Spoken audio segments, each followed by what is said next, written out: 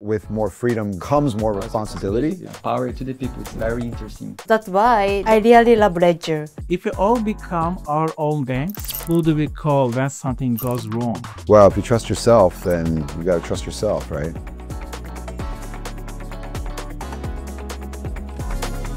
So, hello, thank you for the opportunity to be here today. I'm Lucas from Brazil. I'm a CEO of the Fiverso, the biggest community there. So it's a pleasure to be here talking to you guys. I'm Yolo from Japan. I'm crypto YouTuber for 4 years. I'm coming from Turkey since 2018. Crypto Hearts, dedicated crypto YouTuber. I have questions for you guys. Tell me about each of your markets. I mean, Brazil, Japan, Turkey. Like, these are very specific crypto markets. In Brazil, we have a big part of the people that are interested in crypto. We have 200 million people, and maybe 10% of the population has shown interest in crypto. The Brazilian people are seeking for more this knowledge to be really free. That's why I start to produce content. People get knowledge to be free from the government. Yeah, probably much easier for them to understand crypto than someone in the US who might not understand the need for it. Yes. I used to say that crypto, it's finance, but it's technology as well. So the technology part is a little bit difficult to then understand. The finance is a little bit easier, but I think it's going up the numbers people are interested. I'm so interested to see how it grows in Brazil. Yeah, it's fast. Big. Growing fast, and Big. I'm really happy for it. And Japan, what's happening? Japan, what's happening? As you know, Japan has a quite good market. We still need, especially crypto academy, because the blockchain technology is quite a little bit complicated for Japanese people, especially for beginners. That's why I really love Ledger. I'm traveling all over the world, and it's more easy to bring my crypto assets to other countries. I cannot bring the Japan property to, for example, to Dubai. Yeah. It's not easy. And then when they make the announcement and they're like, if you're traveling with more than $10,000 in cash, you're like, Even though fiat currency, it's not easy to bring to other countries. Yeah. But if we have Ledger, it's really easy to bring the money with me. So that's why I really love Ledger. For Turkey, because of last 5 years settled economical problems in Turkish economy, crypto is not a choice, unlike United States. Crypto is a must. It's becoming must in Turkey to make money, to be honest, because of inflation. People, of course, ask what to buy, when to buy and sell. Yeah. This is the two main focus. Yeah, so it's not only an inflation hedge, as you're saying, it's also, speculation for earning. If we all become our own banks, who do we call when something goes wrong? Well, if you trust yourself, then you got to trust yourself, right? The future will be heterogeneous, meaning none of us will have one solution, for what we do. I mean, in my pocket, I have a credit card with a high limit. I have an ATM card with a low limit. I have some cash. I have some metro tickets. I have my driver's license. I have, you know what I mean? And so you have a variety of instruments, and they all come with their own trade-offs and their own advantages. I don't think there are one-size-fits-all solutions. And I think that, what's important is that, we have a lot of choice as consumers. How can I be my own bank with Ledger?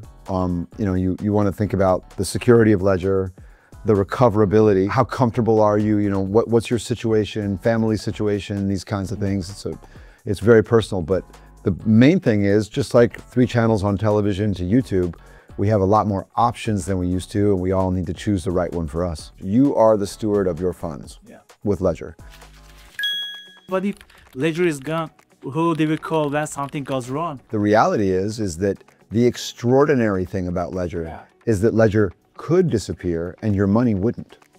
Nice, and it could be also doing some operations that big banks do that we couldn't, and with DeFi now and Ledger Live, we can provide liquidity, make some lending. That's very interesting for the people that doesn't have access to this kind of banks, the big money. So it's a power to the people. It's very interesting. You know, technology is a democratizing force.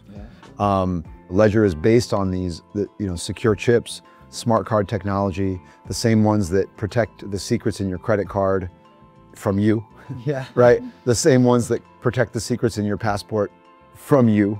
We protect your secrets. Yes. And those secrets, might be your private key, but it could also be your passwords or your identity or other things that you want to protect. So For me, it's the best wallet in the market. I love it. Use every day.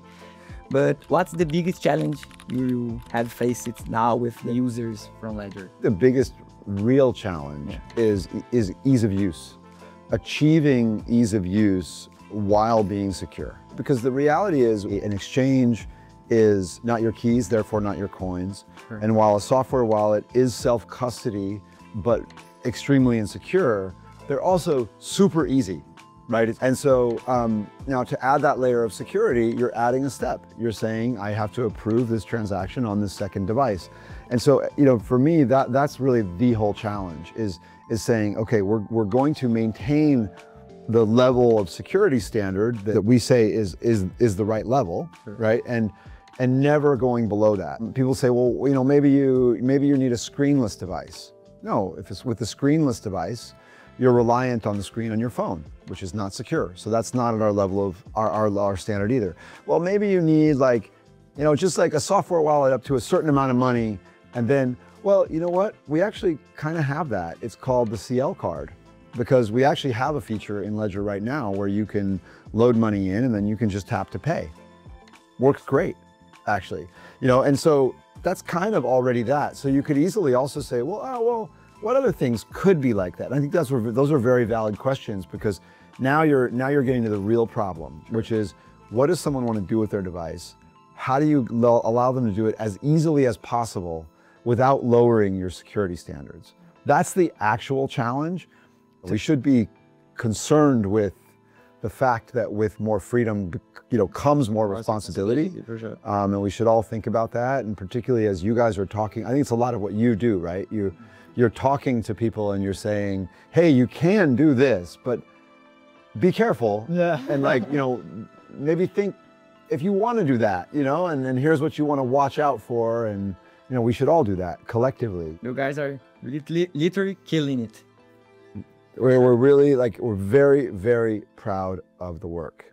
I'm very proud of the work and proud of the device. And man, it means a lot. It means a lot to us. So thank you very much. Thank you.